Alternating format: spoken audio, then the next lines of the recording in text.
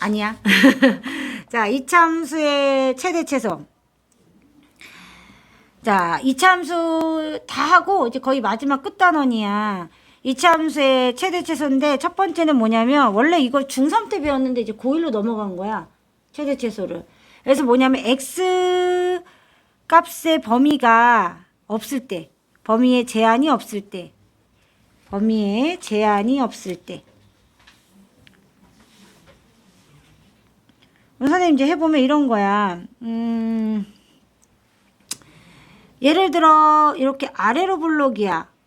이건 이제 y는 ax제곱 플러스 bx 플러스 c일 때 a가 0보다 큰 경우죠. 자, 이 경우는 최대값이 있어요? 최대값이 없죠. 끝도 없이 계속해서 위로 올라가기 때문에 이런 경우는 뭐만 있냐면 최소값만 존재해요. 맞아요. 그래서 선생님이 옛날 중3들은 배웠던 거라 선생님이 거기 그대로 넣어져 있는 거야. 이해됐죠? 그래서 이때 우리가 꼭지점의 좌표만 구하면 돼요. 이 꼭지점의 좌표가 예를 들어서 m,n이라면 자, 첫 번째 이건 이렇게 된다면 1번 x가 m일 때 최소값만 갖는다고 했었으면 a가 0보다 크면 최소값 n을 갖는 거예요. 그렇다면 얘는 최대값은 존재해 안 해? 존재하지 않아요. 최대값은 없다. 이렇게 정리할 수 있어요. 자, 두 번째 이런 거예요. a가 0보다 작으면 이런 그래프가 나올 거예요. 맞죠? 자, 꼭지점의 좌표를 생각하면 얘가 이제 m,n이라고 봅시다. 자, 아래로는 무수히 끊임없이 내려가는 그래프가 그려질 거기 때문에 최소값은 존재해요, 안 해요? 안 해요. 그리고 최대값만 존재해요. 아, 최대값만 존재하는구나. 자, 그래서 두 번째, a가 0보다 작다면 x는 m일 때 최대값 n이고요. 최소값은 없어요. 이렇게 되는 거예요. 아, 이해되죠? 안 어렵죠? 아, 그렇구나. 그럼 예를 한번 들어볼게요. y는 x제곱 마이너스 2x 플러스 3이에요. 자, 그럼 얘를 일단 우리 표준형으로 바꿔야 돼요. 표준형으로 바꾸려면 여기까지 끊어줘야죠. y는 x제곱 마이너스 2x 플러스 1 빼기 1. 그죠? 완전 정식으로 바꿔주고 플러스 3 그대로 두고요. 밖으로 꺼내줘야죠. 상관없는 애는 x 마이너스 1의 제곱 플러스 2가 돼요. 자, 그러면 어떻게 해요? x가 1일 때 최대값 가져요? 최소값 가져요? 최소값만 갖겠죠? 아래로 블록이니까. 그죠? 따라서 x가 1일 때 최소값 1을 갖는 거예요. 요렇게 정의할 수 있어요. x가 뭐일 때를 꼭 써야 돼요? 네, 뭐일 때를 써줘야 돼요. 근데 만약에 최대값, 최소값만 쓰세요. 그럼 안 써도 돼요. 그냥 최대값, 최소값만 써도 돼요. 그때는. 이해되죠? 자, 그 다음에 두 번째. 이번엔 선생님이 x값의 범위에 제한이 없을 때였으니까 이번엔 뭐야? 제한이 있을 때겠죠? x의 값의 범위에 제한이 있을 때. 자, 제한이 있을 때.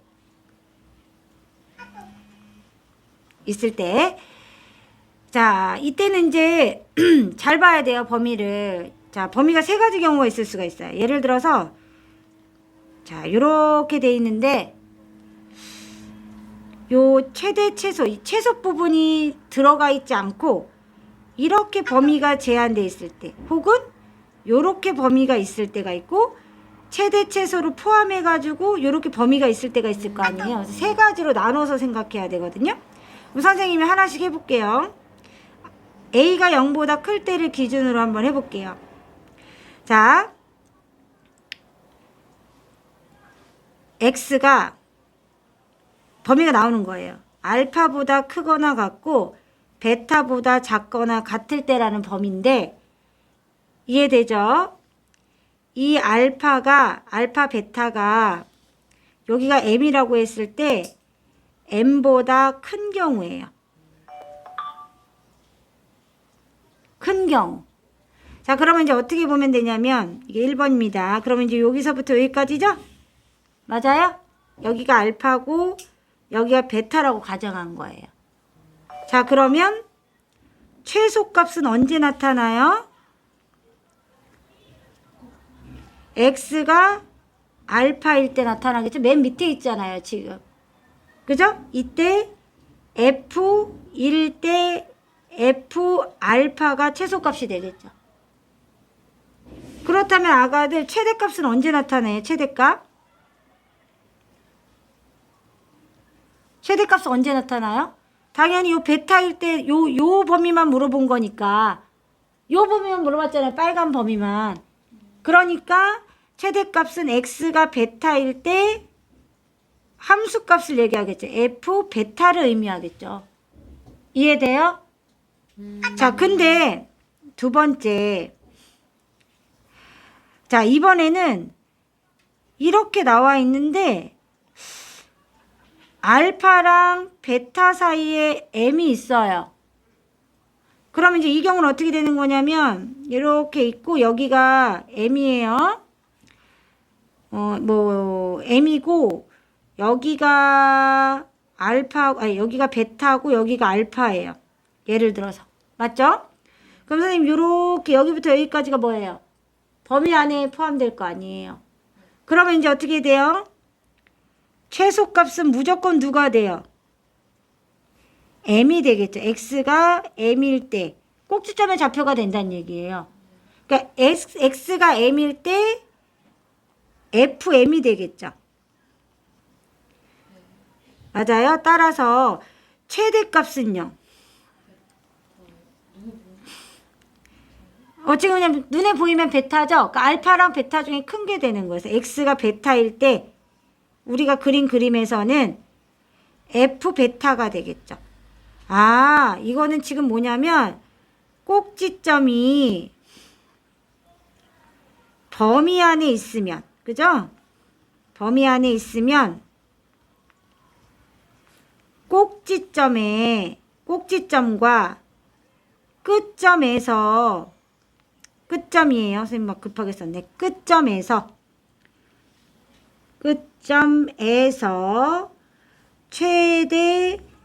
최소가 정해져요. 맞죠? 맞죠? 자, 세 번째는 이제 뭐 할 거냐면요. x가 알파보다 크거나 같고 베타보다 작거나 같은데 이번에는 반대로 m보다 다 작아요. m보다 작아요, 베타가. 그래서 어떻게 돼 있냐면 이렇게 있는데 여기가 m이고요.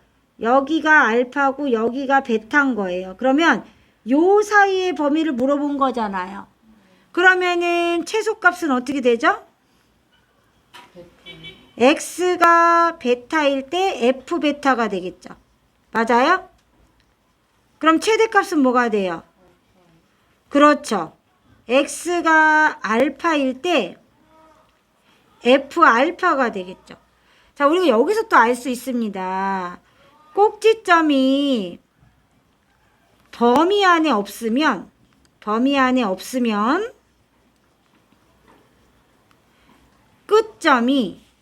끝점에서 최대 최소가 정해진다는 걸 알 수 있어요. 맞죠? 그래서 1번하고 3번을 보면 끝점에서 이렇게 범위가 이 끝점에서 최소와 최대가 정해진다. 근데 만약에 꼭지점의 좌표가 이 범위 안에 들어있다면 꼭지점의 좌표가 최대 최소 중에 하나를 결정한다는 거죠. 이해되죠? 그렇게 된다. 선생님 이거 다 안 외우면 어떻게 풀어요? 어떻게 풀긴 그림 그려보면 다 풀 수 있죠. 제일 꼭대기에 있는 것과 제일 낮은 위치에 있는 걸 찾으면 돼요. 근데 개념은 알고 있어야 되니까 개념은 꼭 기억을 해둬야 돼요. 여기서 끝나는 게 아니라 이제 우리 앞으로 계속 그래프를 할 거기 때문에 3차, 4차 그래프를 그릴 때도 우리 2차 그래프를 그려야 되기 때문에 2차에 대해서는 아주 꼼꼼하게 잘 알고 있는 것이 이 3차, 4차한테 되게 도움이 돼요. 결국은 미분적분을 못하는 애들은 이때부터 못하기 때문에 미분적분이 안 되는 거야. 위에 조금만. 자, 위로 올려요, 이렇게. 예, 여기부터. 아, 조금만 더 위에. 자, 필기 타임 합시다, 필기 타임. 아래로 내려줄게요. 두 번째 거. 또 필기 하셔요. 또 올려줄게요. 1번. 최대값 또는 최소값을 구하라고 했으니까 y는 2 만들어야죠? 아이고, 손차라. y는 2x 플러스 1의 제곱 마이너스 4가 되네. 그럼 뭘 갖는 거야? 최대값 가져, 최소값 가져? 최소값. 그죠? x는 마이너스 1일 때 최소값 마이너스 4를 갖죠. 맞죠? 그거 써야 돼요? 뭘 써요? X는 마이너스. 아니요, 요것만 써 정답이에요. y는 마이너스 x제곱 마이너스 4x 플러스 4 마이너스 4 더하기 그냥 둬야죠? y는 마이너스 x 마이너스 2의 제곱 플러스 6 그죠? x가 2일 때 최소값이에요, 최대값이에요? 그렇죠. 최대값 6 됐죠? 자, 이제 36-2번도 한번 해봅시다. x가 6일 때 11을 갖는데 그러면은 꼭지점의 좌표가 6,10이라는 얘기예요, 결국은. 자, 따라서 마이너스 x제곱 플러스 2ax 플러스 a제곱 마이너스 a제곱 마이너스 b y는 마이너스 x 플러스 a의 제곱 플러스 a제곱 마이너스 b 이렇게 되겠죠. 맞아요? 그러면 x가 마이너스 a일 때 a제곱 마이너스 b가 되는 거니까 a는 얼마예요? 마이너스 6이 되죠. 그럼 이제 여기는 36 마이너스 b가 12가 된 거예요. b는 얼마예요? 24가 된 거죠. 그래서 a하고 b를 구할 수 있다. 또 정리해 보세요.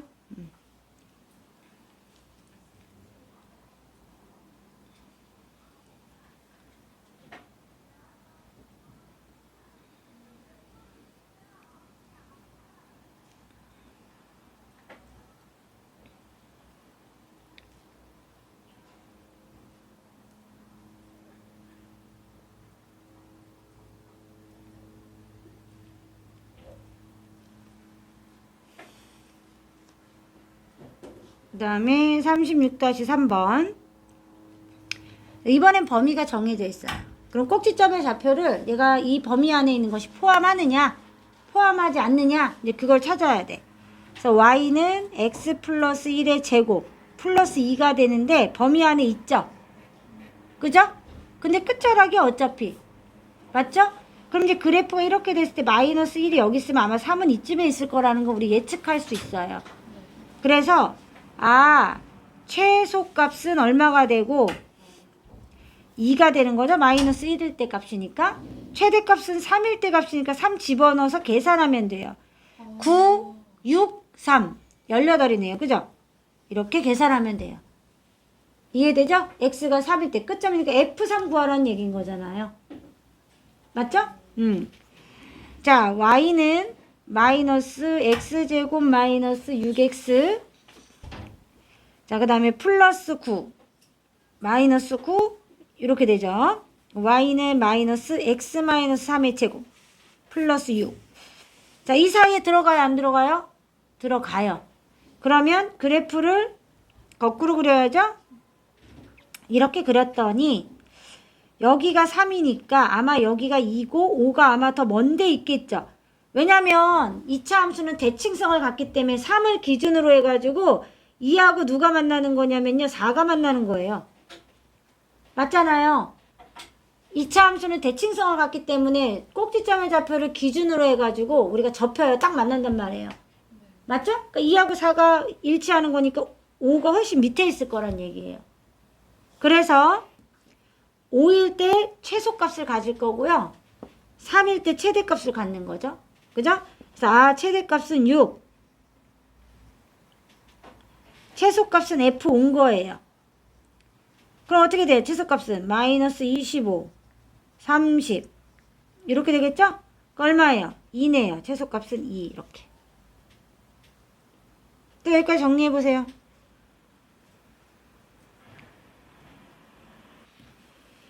자, 36-4번은 범위가 정해져 있어요. 최소값이 2예요. 실수 A값을 구하래요. 그럼 일단 Y는 X-2의 제곱 마이너스 4 플러스 A거든요. 그러면 2가 이 범위 안에 들어가지 않아요. 그리고 아래로 블록이에요. 선생님 그림 그리는 게 좋겠죠? 그럼 여기가 2예요. 그럼 마이너스 1부터 1까지는 이 뒤에 있다는 얘기예요. 1이 이쪽에 있을 거고 마이너스 1은 더 왼쪽에 있을 거예요. 그러면은 최소값은 누가 갖는 거예요? 1이 갖는 거예요. F, 예, 1이 2라는 얘기죠. 얘가 아래에 있잖아요. 얘가 위에 있고요. 맞죠? 그럼 1 집어넣어서 1 빼기 4 더하기 A는 2에서 구하면 되죠. A는 5 이렇게 되죠. 여기까지 정리합시다.